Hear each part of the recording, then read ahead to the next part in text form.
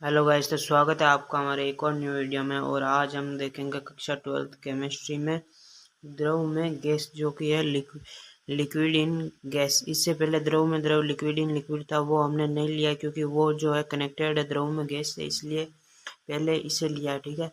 और इसका जो एग्जाम्पल है वो है कोल्ड ड्रिंक या सॉफ्ट ड्रिंक भी आप इसे बोल सकते हो। ठीक है। इसमें क्या होता है, CO2 होती है, जल में मिली हुई होती है। ठीक है, इतना आपको पता ही होगा। और इसमें जो है विलेयता की कोई परिभाषा नहीं होती। इसमें सीधा जो होता है विलेयता की द्रव में प्रभावित करने वाले कारक होते हैं। गैस की द्रव में विलेयता को प्रभावित करने वाले कारक होते हैं। ठीक है, तो स्टार्ट करते हैं आज का वीडियो। तो दोस्तों, गैस की द्रव में विलेयता को प्रभावित करने वाले कारक या द्रव की गैस में विलेयता को प्रभावित करने वाले कारक कैसे भी लिखो, एक ही होता है। तो सबसे पहला जो कारक है वो गैस की प्रकृति होती है। ठीक है, तो गैस की प्रकृति के कैसे निर्भर करता है वो देखना। जो सबसे पहले मैं लिखता हूँ,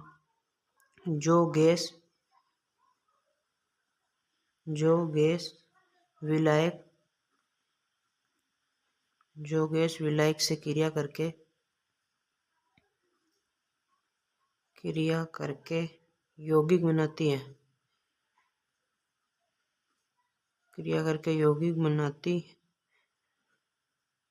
है या आयनीकृत होती है,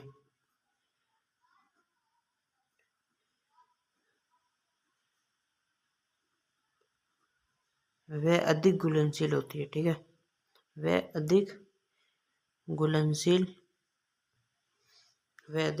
होती है। ठीक है, अब वो कैसे समझिएगा एग्जाम्पल से। एक एग्जाम्पल लिखता हूँ, NH3 अमोनिया प्लस जल। ठीक है, तो यहाँ से क्या होगा कि जो एक जल का परमाणु है NH के पास, अमोनिया के पास आ जाएगा NH4 और ये हो जाएगा OH प्लस। यहाँ से ये क्या हुई, आयनीकृत हुई। ठीक है, यहाँ से आयनीकृत कैसे होगी, ये होगी NH4 प्लस और OH माइनस।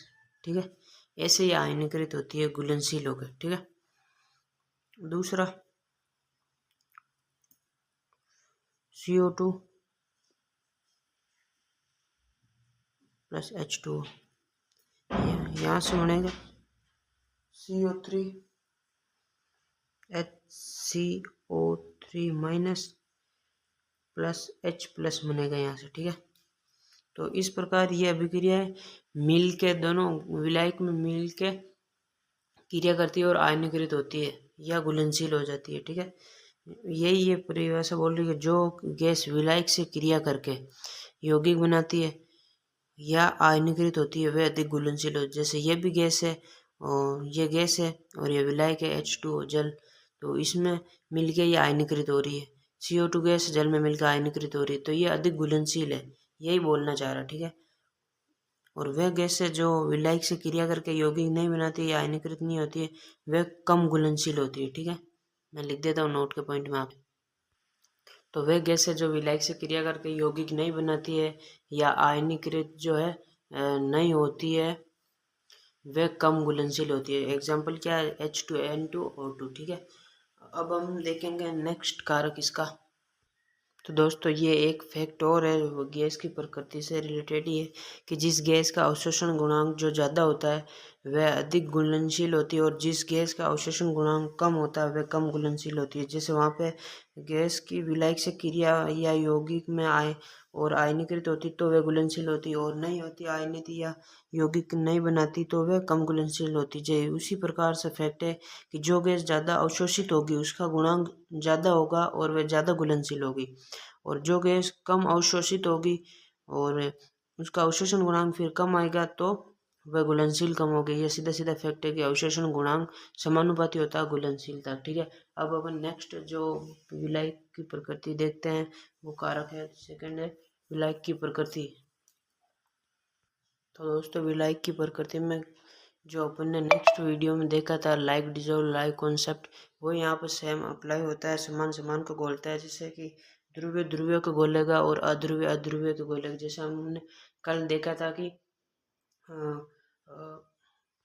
NaCl जो है H2 में घुलता है, क्योंकि NaCl और H2 दोनों ध्रुवीय होने के कारण वो समान समान को घोल लेता है, दोनों मिल जाते हैं, ठीक है। और जबकि अपन ने देखा कि नेफ्थलीन और बेंजीन जो होते हैं दोनों अध्रुवीय होते हैं, तो वो भी घुल जाते हैं, क्योंकि दोनों अध्रुवीय हो तो ये कॉन्सेप्ट अप्लाई होगा, समान समान को घोलता है, ठीक है। लेकिन जब हमने NaCl को और नेफ्थलीन को मिलाया था तो वो घुलनशील नहीं होता है, क्योंकि एक ध्रुवीय और एक अध्रुवीय है, ठीक है।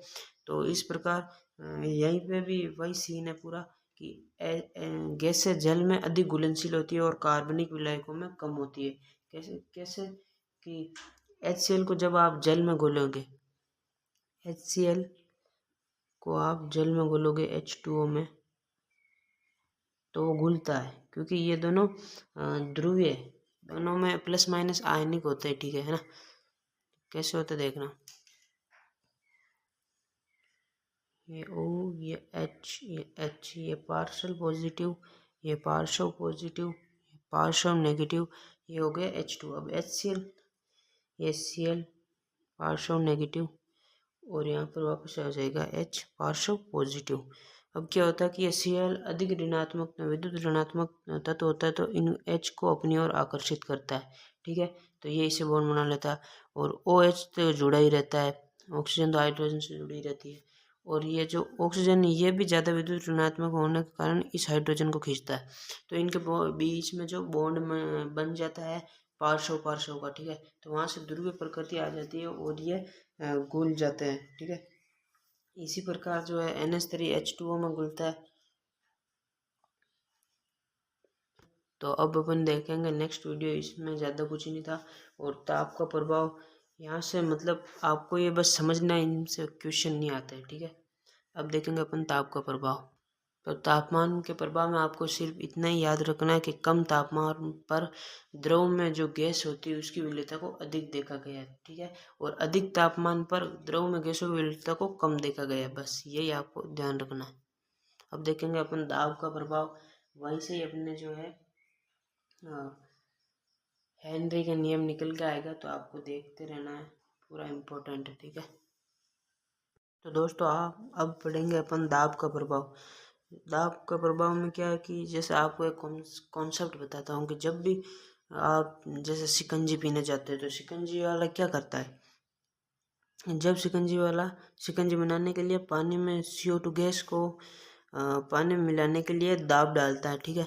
तो CO2 गैस क्या होती है कि जल में घुल जाती है, फिर शिकंजी वाला कंचा को वो उसके ऊपर जो कंचा लगा होता है उसको हटा देता है और कंचा हट जाता है, ठीक है। फिर CO2 गैस ऊपर की ओर झाग के रूप में आती है, आपने देखा होगा, वे गिलास में भरकर हमें देता है, ठीक है। तो इससे क्या समझ में आया आपको, इससे यह आया कि गैस की विलेयता पर दाब के जो है मात्रात्मक संबंध होता है, ठीक है। तो अभी लिखते हैं अपन, या इसे आप हेनरी का नियम भी बोल सकते हो, ठीक है, हेनरी लॉ, ठीक है। तो लिखेंगे आप यहाँ से कि गैस की विलेयता पर दाब के प्रभाव का मात्रात्मक संबंध, गैस की विलेयता पर दाब का जो मात्रात्मक संबंध है हेनरी ने दिया था, ठीक है, हेनरी ने दिया।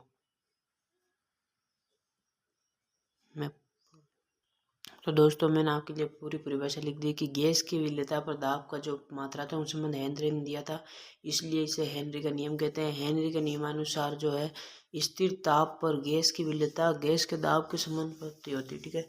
तो यहाँ पे M जो घुली हुई गैस की मात्रा होती है, P जो साम्य अवस्था में दाब होता है गैस का, और K यहाँ पे आएगा जो समानुपाती स्थिरांक है, ठीक है। तो कैसे कि स्थिर ताप पर किसी गैस की विलेयता को हम M से दर्शाते हैं, ठीक है, M, और गैस के दाब के समानुपाती हो प्रेशर के, तो वो P के समानुपाती है, ठीक है।